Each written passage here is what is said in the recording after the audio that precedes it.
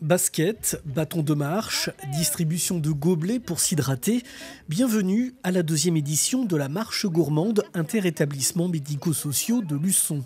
Initiée par le foyer d'accueil médicalisé d'Amiens-Seguin en 2023, cette randonnée s'ouvre désormais à 3 autres structures présentes sur la ville, comme le foyer du Bois-Moka, la Cabanière et l'unité pour personnes handicapées âgées Saint-Michel.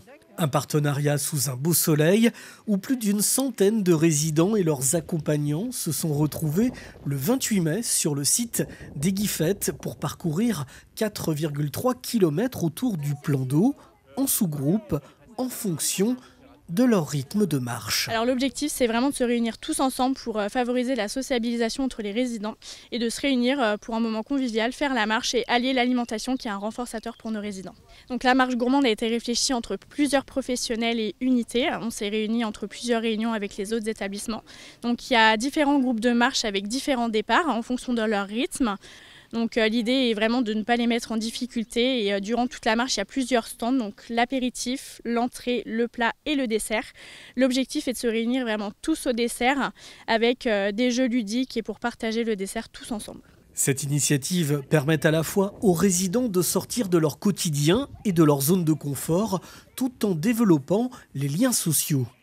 Sur le parcours, les professionnels, mais aussi les bénévoles, membres des familles, des résidents, s'activent sur les stands de ravitaillement et de dégustation.